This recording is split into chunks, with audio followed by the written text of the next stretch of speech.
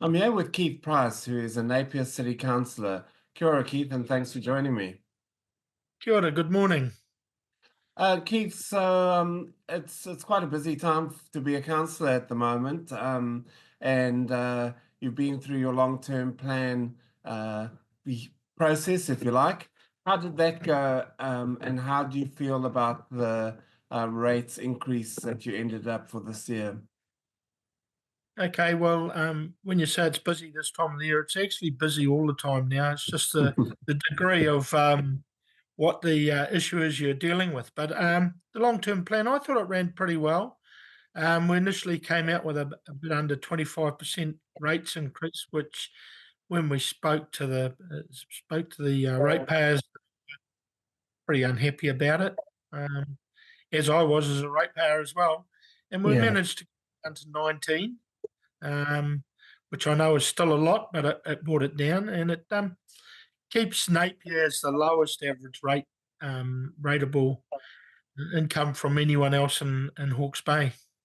Yeah, because you would have been around in the days when a higher rate increase would have been considered about 7 or 8%.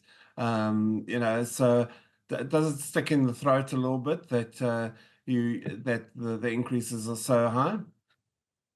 Yeah, it does. Obviously, the way the economy is at the moment, to have a higher rates is hard work, but I think it's been shown over the years if you do keep your rates below what they should be, it does catch up with you as well. Yeah, yeah. And do you think all has been done to find the savings to keep the rates down? Yeah, we gave the CEO pretty strong direction on where we wanted to draw them back, and I think Mr. Luxon coming out and saying we're going to trim more things makes you even more alert to looking for savings. Yeah.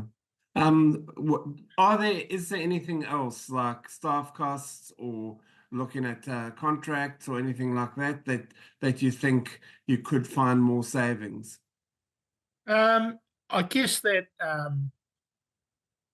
is unknown to me, but it's a direction that we've given the CEO that we do want to be very conscious of our wage bill because that is a biggie. Yeah, yeah. And nice to have projects that are there but maybe don't need to be. Do you think you've got much of those? Well, no, I don't know. I mean, you've got to keep your city going as well. You Yeah, can't just go into complete shutdown mode, but you have to make it a good value for the ratepayer. yeah. Now, one of the things that your council is exploring, and I think you're quite far along the process, are council-controlled trade organisations. Yes. Where is that at now, and what facilities and services are we looking at forming part of that? Well, at this stage, we've agreed to it in the long term plan, and that we're in the process of setting it up. How it will be actually run, the makeup of the committee that'll be involved in it, and then we'll be moving on from there. Yeah. Because often when you mention that those words CCO or CCTO, people think, oh, this is democracy is being threatened because it's put in council sort of business and that out of the hands of the ratepayers and out of the hands of councillors and making it less democratic. What can you say to allay those fears? Well, the idea of it is to try and cut rates by investment through a professional system. I mean, us councillors, we're all very switched on people, but we're not investors, Yeah, and so we're trying to get the best return for a ratepayer.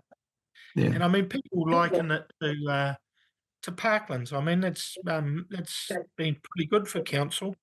But if it had been done through a professional, would it have got more? Yeah, yeah.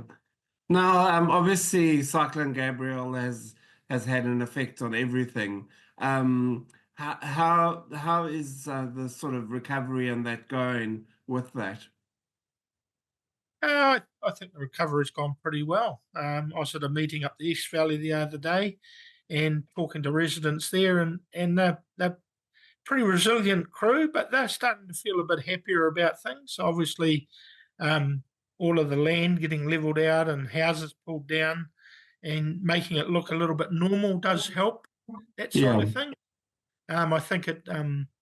I mean, Napier came. If it hadn't been for water getting over a stock bank, we probably came out of it pretty good. Our yeah, systems did. yeah. Now, obviously, we've seen changes to with climate change, and we're going to see events like this more and more. You on the Coastal Hazards Committee, which is made up of councillors across the region. How is that work going, and what are the decisions you make in there? Okay, so the coastal hazard is a paper's gone before the regional council, where the regional council actually will run the coastal hazard, and Napier will have advisors on that committee, but not decision makers. Yeah, But by that, I say that we're not turning a blind eye to the coastal hazard problem.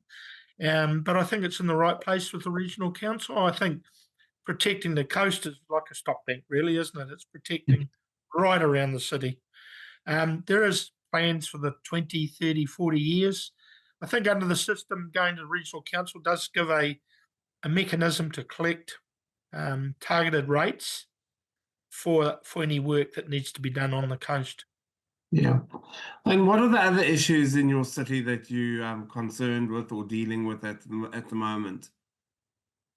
Um, I think it's going quite good. I'd like to see. I mean, the homeless worries me because they're parking and living in cars up on the beach and things like that. And it would be good to sort the homeless out. Um, with housing for community for the pensioners is something we're working our way through, and we're moving away from any social housing. Um, the regional park is a biggie, which is in combination with the regional council, iwi, etc. And that will purify water that goes into the Pandora estuary Yeah. through riparian plantings. Plus, we're just going through the stage of it being able to store water in a stormwater in a storm when we get surplus flooding, an area that we can store water in. Okay. And now also, obviously, your background is as a former policeman, sort of law and order and those sort of things is also obviously near and dear to your heart. There have been a few incidents. I mean, there was one at the weekend in on West Quay and that. How do you think the police are handling sort of crime and that in the city, and what more would you like to see to be done? Okay, well, I'm pretty hard nosed on crime. Really, I don't think you talk to people and when they say, "Oh, we're not going to go out on the town because we're worried about um, what could happen to them." Also, the fact of these ram raids, burglaries. I mean, there was crime around in my day too, but I think the system has changed. With in my day, you got sent to prison, and that was it. Whereas I think the police have got the tools, but maybe a little bit harder line, which looks like we're heading in. Okay. I don't, by that, I'm not saying you should chuck people into prison and throw the keys away. We need to be able to work with these people and get them right. But when I go back to homeless, that's a recipe for a start. Mm. Um, idle people. I don't know if that's answered what you want. I mean, I talk about a shooting that was the other morning. It's good. I read that they've got all the offenders, which is good because that does help catching people. More police would be really good. Police Yeah. on the beat would be really good. Now, also the government is firming up its how it sort of looks at the gang issue, and we had an incident at the regional council a few weeks ago where a whole lot of patched gang members came into council, and that If that had been you, how would you have handled that? Well, I would have liked to have seen that they didn't come in, and probably would have mentioned something to the mayor that it's actually against the rules. Yeah, yeah, And some people are intimidated by it. I probably think it shouldn't have happened. yeah, yeah. I'm here with Keith Price, who is a Napier City Councillor. Keith, just moving forward, obviously, councils are under a lot of pressure. Do you feel that that the system is broken, the system of local government is broken? Um, no, no, I think, I mean, it's always, I think the closer you are to your community, the better results you get. And, Yeah, and I think that we've got that. In our review, we're going down to 3 wards, plus a multi ward. So I think we're getting even ward councillors closer to the people. So I think that's good. It'd be good if we get more people voting. I'm a great believer in decisions being made close to the people. yeah. Now you mentioned Māori wards. What is your view on the path the government has taken on forcing councils to hold referendums and that to see if Māori wards are acceptable to ratepayers? What's your view on that? I think you can look at it in several ways, but it's not what they're doing for central government. And I Yeah. think we should have one set of rules for everyone along those lines. Yeah. So you're talking about they've got Māori seats for Parliament and that, and so Yeah. it should go to local government as well. Yes. Yes. Yeah. I mean, I can see the merits in having multi wards. It's whenever we do anything, the input from Māori is very important. Yeah. Yeah. Now, just in terms of councils and how they operate and that, and there's a lot of talk about shared services and that. Do you think the Hawke's Bay councils are doing enough to share services, and what other areas do you think could be shared? Well, we have moved a long way since the amalgamation debate into making shared services work. I think we should always be looking where we can do it. We do a lot of shared, like in our Hawke's Bay Land Transport. It's a Hawke's Bay wide committee. Coastal Headed is Hawke's Bay wide. Our waste management, we do a lot together in that. Landfill. I think that we should work together with our computer systems, and I think we're working down that line. Yeah. Yeah. You mentioned the A word, amalgamation, and obviously you were around at the time, 2015, and your then mayor, Bill Dalton, led the charge against amalgamation. The word's surfacing again at this stage, and there are some people who believe it is the way to go. What's your view on that? Are you still against it? Yeah, I am against it, but I do think it will happen one day. But at the moment, we're 2 separate cities, 2 rivers between us, and some of the services are unique to your city. But I think as things grow, I mean, the water will be interesting. What we end up going with, whether we stick to our cities or a regional water's done well, is it? They call it. Yeah. I mean, that sort of thing. I think as they happen, maybe it gets you closer. Yeah, because I mean, as I said, you were around the last time, and it was a very divisive referendum campaign, and that, and it did pit people against each other. Do you think the appetite for it has changed much, or do you think people still believe that they want to keep their local local mayors and councillors. Yeah, I think my feedback is Napier people like being Napier and want to stay Napier. Yeah, They do totally agree with us sharing as much as we can, where it's a cost saver. yeah, But once again, it gets down to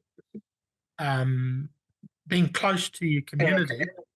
I mean, at this moment, we haven't got a decent highway between the two cities. yeah. Well, that's apparently is coming. The government Yeah. has pledged to build a four-way motorway, expressway, yeah, 4 lanes.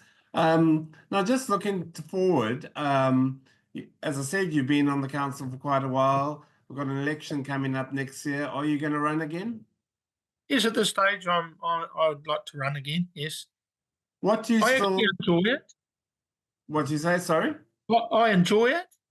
Okay. What do you think you still need to achieve on council? Me, Yes.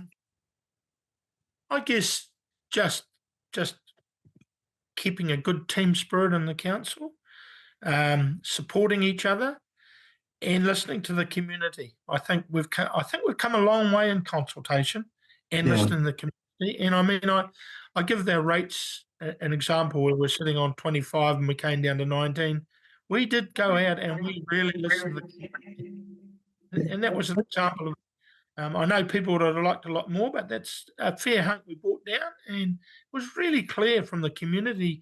A lot of people just couldn't afford it, and they wanted it lower. Yeah. You've I think by my calculation you've been under 3 mayors, is it? So far. Yeah, Yeah. Barbara, Bill Dalton, and now Kirsten Morris. Yeah. How you feel the council is going? What sort of job do you think the council's done, especially in the last little while? Do you think you've done a good job? Yeah, well, I mean, this council's had a pretty hard time with COVID Yeah. and with Cyclone Bowler, and in 220 we also had the flooding, the other flooding in around Napier, which was Cyclone probably Cyclone Gabriel, you mean, not Cyclone Bowler. Oh, sorry. Yeah, no, I'm going back, way back. Yeah, that's when I was Gisborne days. I was a copper then. Yeah, Yeah. Gabrielle. And then in 220 we had flooding in around in Napier, which probably more flooding than we got in Gabrielle. Yeah, yeah. So and how do you rate your performance as an individual councillor? Oh, I feel I'm doing a good job. I deal with a lot of I take a lot of calls. I always answer my calls. I've Yeah. never had anyone say I haven't got back to them. And Yeah. I try and work with them. I enjoy doing projects where people have got issues and working through them. Yeah. And that's why I enjoy that. Yeah. And with I mean, as you say, it's a bit of doom and gloom at the moment with you know, the tough economic times and that. Are you optimistic for the region? Yes, because we're a good place. Yeah. Hawke's Bay's a good place. It's got a lot going for it. I mean, you look at weather for a start, and I think people will start travelling a lot more, visiting. Yeah. And it's good to see. Like I think that there's some motels that are now turning back to motels, which means some people have got homes, and we've got more accommodation because we're a tourist town. Yeah. And we need accommodation. Yeah. Well, Keith Price, thank you so much for your time. I do appreciate it, and all the best for the future. And I'm sure we'll be in touch, particularly closer to the election next year. Oh, thank you very much, Andrew. I appreciate it. And Cyclone Bowler was big too. Yes, it was big. Absolutely. Absolutely. Thank you so much, Keith. Thank you.